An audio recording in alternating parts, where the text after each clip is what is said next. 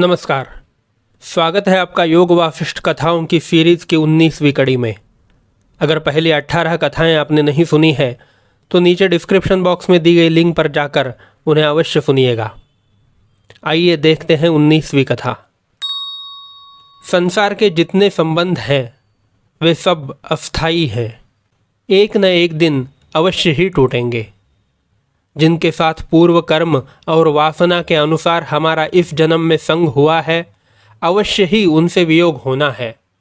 यह बात जानते हुए भी जो मनुष्य किसी संबंधी के मृत्यु होने पर या किसी और कारण से वियोग होने पर रोता पीटता शोक करता रहता है, वह मूढ़ है। प्रत्येक प्राणी के अनंत जन्म हो चुके हैं। उन जन्मों में उसका अनंत जीवों के साथ संबंध हुआ है।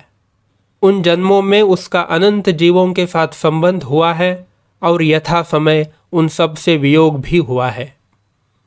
जब तक जीव को निर्वाण पद की प्राप्ति नहीं होती, तब तक यह दिशा बराबर रहती है। यह बात समझकर किसी भी प्राणी को किसी संबंधी से वियोग होने पर शोक नहीं करना चाहिए। इसी विषय पर वशिष्ठ जी ने श्री रामचंद्र को पुण्य और पावन का वृत्तांत सुनाया, जो इस प्रकार है। जम्बूद्वीप के किसी स्थान पर महेंद्र नाम का एक पर्वत है।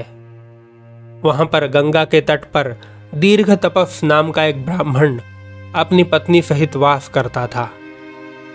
उसके 2 बड़े योग्य और सुंदर पुत्र थे। उनके नाम थे पुण्य और पावन। पुण्य बड़ा और पावन छोटा था। दोनों ने अपने माता पिता की शिक्षा के अनुसार तप और ब्रह्म विचार करना आरंभ कर दिया। पुण्य तो थोड़े ही काल में ज्ञानवान हो गया और आत्मपद में स्थित रहने लगा, लेकिन पावन को अभी तक ज्ञान प्राप्ति नहीं हुई थी। इसी बीच उनके पिता का शरीर छूट गया। माता ने भी उसी समय अपना देह त्याग कर लिया। पुण्य तो जीवन मुक्त हो चुका था। उसको अपने माता पिता के मरने का कुछ शोक नहीं हुआ। उसने यथा विधि अपने माता पिता के मृतक देहों का संस्कार भी किया और फिर अपने यथोचित कार्य में भी लग गया। लेकिन पावन को माता पिता के मरने का बहुत शोक हुआ और वह दिन रात उनको याद कर करके रोने लगा। पुण्य को उसकी दशा पर बहुत करुणा आई। एक दिन उसने पावन को बुलाकर इस प्रकार समझाया, भाई पावन, तुम किस लिए इतना शोक कर रहे हो? माता पिता तो ज्ञानी थे। वे तो उस परम पद को प्राप्त हो गए जो सब जीवों का ध्येय है। तुमसे उनको अवश्य ही जुदा होना था। यह संसार का अटल नियम है जो कि तुम्हारे रोने धोने से नहीं बदल सकता। इस शरीर का संबंध जीव से तभी तक है जब तक वह उसकी वासनाओं की सिद्धि करता है। जब वह शरीर जीव के काम का नहीं रहता तो जीव उसको फटे पुराने वस्त्र की भांति फेंक कर दूसरे शरीर में प्रवेश कर लेता है। तेरे जीवन के दीर्घ इतिहास में केवल वे ही तेरे माता पिता नहीं हुए। अनेक माता पिता और अनेक स्त्री पुत्रों से तेरा नाता जुड़ चुका है और उनसे वियोग भी हो चुका है।